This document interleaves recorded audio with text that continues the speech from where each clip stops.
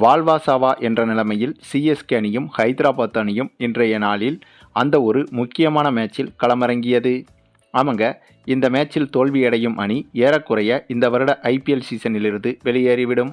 அதாவது play off வாய்ப்பை இழந்துவிடும்.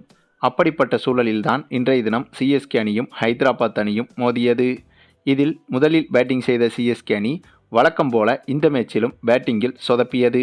ஆயுஷ் மாத்ரே மற்றும் பிரேவிஸ் என இந்த இருவர்களை தவிர மற்ற எவருமே சிஎஸ்கே அணியில் இன்று சொல்லும்படியாக விளையாடவில்லை. இதனால் 20 ஓவர்கள் முடியும் முன்பே 10 விக்கெட்டுகளையும் இழந்து வெறும் 154 ரன்கள் மட்டுமே எடுத்திருந்தது சிஎஸ்கே அணி. அதுவும் இந்த போட்டி நடைபெறுவதோ சென்னை சேப்பாக்கம் மைதானத்தில். ஆகவே சிஎஸ்கே அணியின் சொந்த மைதானத்திலேயே இந்தளவுக்கு பேட்டிங்கில் திணறியிருந்தது சிஎஸ்கே அணி. அதுவும் இந்த போட்டியை காண மைதானத்திற்கு தல அஜித்தும் வந்திருந்தார். அஜித் மட்டுமே இல்லாமல் சிவகார்த்திகேயன், ஸ்ருதிஹாசன் உள்ளிட்டோரும் இந்த போட்டியை காண வந்திருந்தனர்.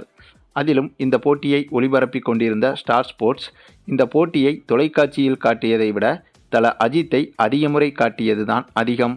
அந்தளவுக்கு ஃப்ரேம் பை ஃப்ரேமாக நடிகர் அஜித்குமாரை அடிக்கடி இந்த போட்டியின் போது கேமராமேன் அஜித்தை மட்டுமே ஃபோக்கஸ் செய்து கொண்டிருந்தார். இதனால் இந்த போட்டியின் சுவாரஸ்யம் என்பது இன்னும் அதிகரித்தது. பின்னர் சிஎஸ்கே எடுத்த 154 ரன்களை சேசிங் செய்ய களமிறங்கிய ஹைதராபாத் அணியும் ஆரம்பம் முதலே விக்கெட்டுகளை இழந்து திணறி வந்தது. ஆனாலும் கூட ஒரு கட்டத்திற்கு மேல் சுதாரித்து கொண்ட ஹைதராபாத் அணி நிதானமாக விளையாடி இறுதியாக இந்த போட்டியில் வெற்றியும் பெற்றது.